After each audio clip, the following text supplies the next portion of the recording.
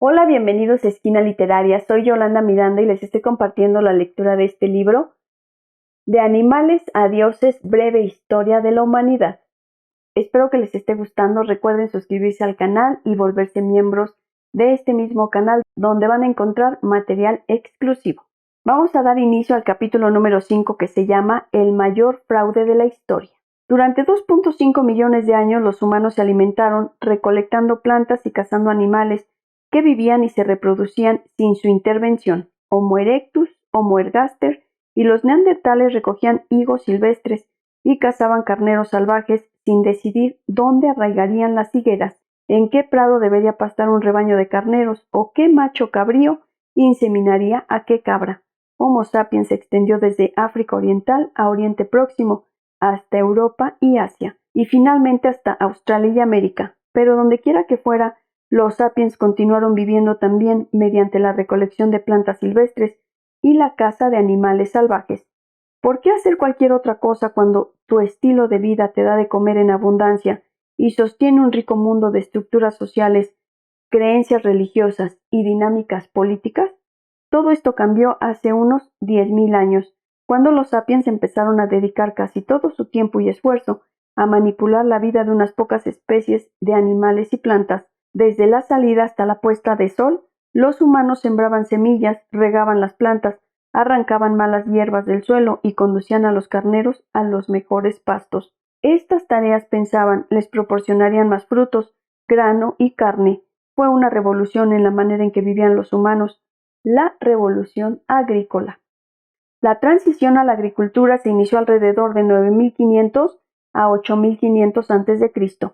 en el país montuoso del sudeste de Turquía, al oeste de Irán y el Levante. Empezó lentamente y en un área geográfica restringida. El trigo y las cabras se domesticaron aproximadamente hacia 9.000 a.C., los guisantes y las lentejas hacia 8.000 a.C., los olivos hacia 5.000 a.C., los caballos hacia 4.000 a.C. y la vid en 3.500 a.C. Algunos animales y plantas, como los camellos y los anacardos, se domesticaron incluso más tarde, pero en 3.500 a.C. la principal oleada de domesticación ya había terminado. Incluso en la actualidad, con todas nuestras tecnologías avanzadas, más del 90% de las calorías que alimentan a la humanidad proceden del puñado de plantas que nuestros antepasados domesticaron entre 9.500 y 3.500 a.C. Trigo, arroz, maíz, patatas, mijo y cebada. En los últimos 2.000 años no se ha domesticado ninguna planta o animal dignos de mención. Si nuestra mente es la de los cazadores-recolectores, nuestra cocina es la de los antiguos agricultores. Antaño los estudiosos creían que la agricultura se extendió desde un único punto de origen en Oriente Próximo hasta los 4 extremos del mundo. En la actualidad, los entendidos están de acuerdo en que en otras partes del mundo surgió también la agricultura, pero no porque los agricultores de Oriente Próximo exportaran su revolución, sino de manera completamente independiente. Los pueblos de América Central domesticaron el maíz y las habichuelas sin saber nada del cultivo del trigo y los guisantes en Oriente Próximo. Los sudamericanos descubrieron cómo cultivar patatas y criar llamas, ignorantes de lo que ocurría tanto en México como en el Levante. Los primeros revolucionarios en China domesticaron el arroz, el mijo y los cerdos. Los primeros jardineros de Norteamérica fueron los que se cansaron de registrar el sotobosque en busca de calabacines comestibles y decidieron cultivar calabazas. Los habitantes de Nueva Guinea domesticaron la caña de azúcar y los plátanos, mientras que los primeros granjeros de África Occidental produjeron el mijo africano, el arroz africano, el sorgo y el trigo, conforme a sus necesidades. Desde estos puntos focales iniciales, la agricultura se extendió por todas partes. En el siglo I a.C., la inmensa mayoría de las personas en la mayor parte del mundo eran agricultores. ¿Por qué se produjeron revoluciones agrícolas en Oriente Próximo, China y América Central y no en Australia, Alaska o Sudáfrica? La razón es simple: la mayoría de las especies de plantas y animales no se pueden domesticar. Los sapiens podían extraer del suelo deliciosas trufas y abatir mamuts lanudos, pero domesticar estas especies estaba fuera de sus posibilidades. Los hongos eran demasiado escurridizos y las gigantescas bestias demasiado feroces. De los miles de especies que nuestros antepasados cazaban y recolectaban, solo unas pocas eran candidatas adecuadas para cultivarlas y apriscarlas. Estas pocas especies vivían en lugares concretos, y en esos lugares fue donde tuvieron lugar las revoluciones agrícolas. Los entendidos proclamaban antaño que la revolución agrícola fue un gran salto adelante para la humanidad. Contaban un relato de progreso animado por la capacidad cerebral humana. La evolución produjo cada vez personas más inteligentes. Al final, éstas eran tan espabiladas que pudieron descifrar los secretos de la naturaleza, lo que les permitió amansar a las ovejas y cultivar el trigo. En cuanto esto ocurrió, abandonaron alegremente la vida agotadora, peligrosa y a menudo espartana de los cazadores-recolectores y se establecieron para gozar de la vida placentera y de hartazgo de los agricultores. Este relato es una fantasía. No hay ninguna prueba de que las personas se hicieran más inteligentes con el tiempo. Los cazadores-recolectores conocían los secretos de la naturaleza mucho antes de la revolución agrícola, puesto que su supervivencia dependía de un conocimiento cabal de los animales que cazaban y de las plantas que recolectaban. En lugar de anunciar una nueva era de vida fácil, la revolución agrícola dejó a los agricultores con una vida generalmente más difícil y menos satisfactoria que la de los cazadores-recolectores. Los cazadores-recolectores pasaban el tiempo de maneras más estimulantes y variadas y tenían menos peligro de padecer hambre y enfermedades. Ciertamente la revolución agrícola amplió la suma total de alimento a disposición de la humanidad, pero el alimento adicional no se tradujo en una dieta mejor o en más ratos de ocio, sino en explosiones demográficas y élites consentidas. El agricultor medio trabajaba más duro que el cazador-recolector medio y a cambio obtenía una dieta peor. La revolución agrícola fue el mayor fraude de la historia. ¿Quién fue el responsable? Ni reyes, ni sacerdotes, ni mercaderes. Los culpables fueron un puñado de especies de plantas, entre las que se cuentan el trigo, el arroz y las patatas. Fueron estas plantas las que domesticaron a Homo sapiens y no al revés. Pensemos por un momento en la revolución agrícola desde el punto de vista del trigo. Hace 10.000 años, el trigo era solo una hierba silvestre, una de muchas confinada a una pequeña área de distribución en Oriente Próximo. De repente, al cabo de solo unos pocos milenios, crecía por todo el mundo. Según los criterios evolutivos básicos de supervivencia y reproducción, el trigo se ha convertido en una de las plantas de más éxito en la historia de la Tierra. En áreas como las grandes llanuras de Norteamérica, donde hace 10.000 años no crecía ni un solo tallo de trigo, en la actualidad se pueden recorrer centenares y centenares de kilómetros sin encontrar ninguna otra planta. En todo el mundo, el trigo cubre 2,25 millones de kilómetros cuadrados de la superficie del planeta, casi 10 veces el tamaño de Gran Bretaña. ¿Cómo pasó esta hierba de ser insignificante a ser ubicua? El trigo lo hizo manipulando Homo sapiens para su conveniencia. Este simio había vivido una vida relativamente confortable, cazando y recolectando hasta hace unos 10.000 años, pero entonces empezó a invertir cada vez más esfuerzos en el cultivo del trigo. En el decurso de un par de milenios, los humanos de muchas partes del mundo hacían poca cosa más desde la salida hasta la puesta de sol que cuidar de las plantas del trigo. No era fácil. El trigo les exigía mucho. Al trigo no le gustan las rocas y los guijarros, de manera que los sapiens se partían la espalda despejando los campos. Al trigo no le gusta compartir su espacio, agua y nutrientes con otras plantas, de modo que hombres y mujeres trabajaban durante largas jornadas para eliminar las malas hierbas bajo el sol abrasador. El trigo enfermaba, de manera que los sapiens tenían que estar atentos para eliminar gusanos y rollas. El trigo se hallaba indefenso a otros organismos, a los que les gustaba comérselo, desde conejos o enjambres de langostas, de modo que los agricultores tenían que vigilarlo y protegerlo. El trigo estaba sediento, así que los humanos aportaban agua de manantiales y ríos para regarlo.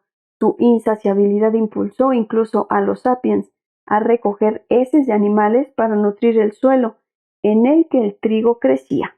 El cuerpo de Homo sapiens no había evolucionado para estas tareas, estaba adaptado a trepar a los manzanos y a correr tras las gacelas, no a despejar los campos de rocas, ni a acarrear barreños de agua. La columna vertebral, las rodillas, el cuello y el arco de los pies pagaron el precio. Los estudios de esqueletos antiguos indican que la transición a la agricultura implicó una serie de dolencias, como discos intervertebrales luxados, artritis y hernias. Además, las nuevas tareas agrícolas exigían tanto tiempo que las gentes se vieron obligadas a instalarse de forma permanente junto a sus campos de trigo. Esto cambió por completo su modo de vida. No domesticamos el trigo. El término domesticar procede del latín domus, que significa casa.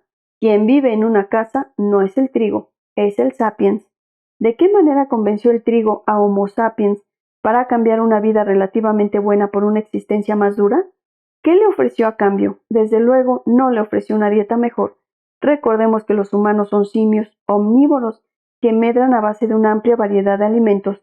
Los granos suponían solo una pequeña fracción de la dieta humana antes de la revolución agrícola. Una dieta basada en cereales es pobre en minerales y vitaminas, difícil de digerir y realmente mala para los dientes y las encías. El trigo no confirió seguridad económica a la gente. La vida de un campesino es menos segura que la de un cazador-recolector.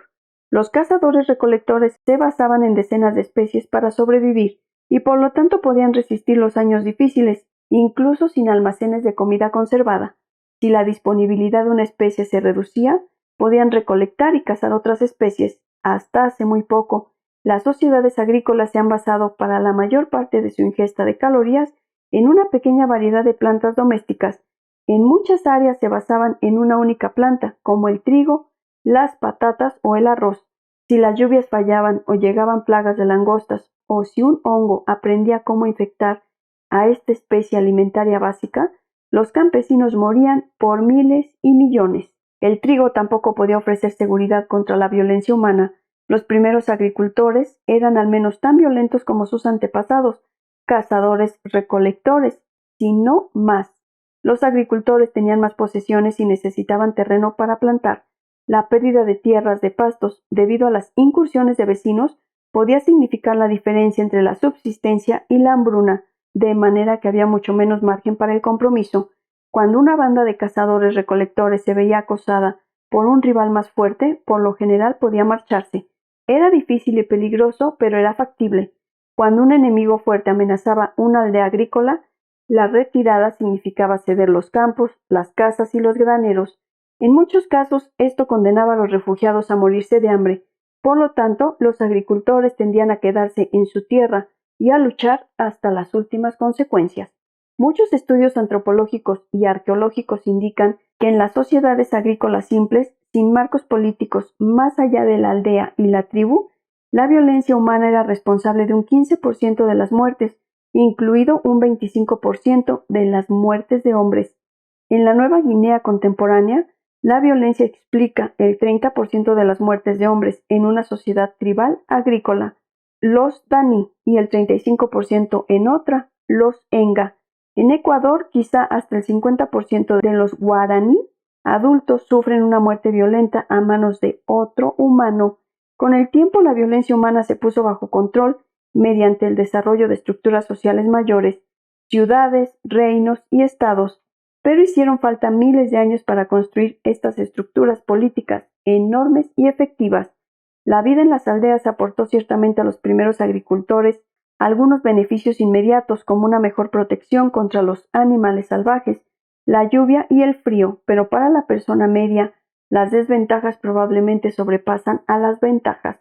Esto resulta difícil de apreciar por parte de las personas que viven en las sociedades prósperas de hoy en día, debido a que gozamos de abundancia y seguridad, y puesto que nuestra abundancia y seguridad se han construido sobre los cimientos que estableció la revolución agrícola, suponemos que esta fue una mejora maravillosa, pero es erróneo juzgar miles de años de historia desde una perspectiva actual. Un punto de vista mucho más representativo es el de una niña de 3 años de edad que muere de desnutrición en la China del siglo I, porque los cultivos de su padre no han prosperado. ¿Acaso diría, me estoy muriendo de desnutrición? Pero dentro de 2000 años la gente tendrá comida abundante y vivirá en casas con aire acondicionado, de modo que mi sufrimiento es un sacrificio que vale la pena. ¿Qué es, pues, lo que el trigo ofrecía a los agriculturalistas, incluida esta niña china desnutrida? No ofrecía nada a la gente en tanto que individuos, pero sí confirió algo a Homo sapiens como especie. Cultivar trigo proporcionaba mucha más comida por unidad de territorio, y por ello permitió a Homo sapiens multiplicarse exponencialmente. Hacia el año 13.000 a.C., cuando las gentes se alimentaban recolectando plantas silvestres y cazando animales salvajes, el área alrededor del oasis de Jericó, en Palestina, podía sostener todo lo más una tropilla errante de 100 personas relativamente saludables y bien alimentadas. Hacia el 8500 a.C., cuando las plantas silvestres habían dado paso a los campos de trigo, el oasis sostenía una aldea grande pero hacinada de 1000 personas que padecían mucho más de enfermedades y desnutrición. La moneda de la evolución no es el hambre ni el dolor, sino copias de hélices de ADN. De la misma manera que el éxito económico de una compañía se mide solo por el número de dólares en su cuenta bancaria y no por la felicidad de sus empleados, el éxito evolutivo de una especie se mide por el número de copias de su ADN. Si no quedan más copias de ADN, la especie se extingue, de la misma manera que una compañía sin dinero está en bancarrota. Si una especie puede alardear de muchas copias de ADN, es un éxito y la especie prospera. Desde esta perspectiva, 1000 copias siempre son mejores que 100 copias. Esta es la esencia de la revolución agrícola, la capacidad de mantener más gente viva en peores condiciones. Pero ¿por qué les habría de importar a los individuos este cálculo evolutivo? ¿Por qué habría cualquier persona sana de reducir su propio nivel de vida simplemente para multiplicar el número de copias del genoma de Homo sapiens? Nadie consintió este trato. La revolución agrícola era una trampa. Espero que les haya gustado la lectura del día de hoy de este libro, De animales a dioses, breve historia de la humanidad. Los espero en el próximo video para continuar con esta lectura. Muchas gracias por escuchar.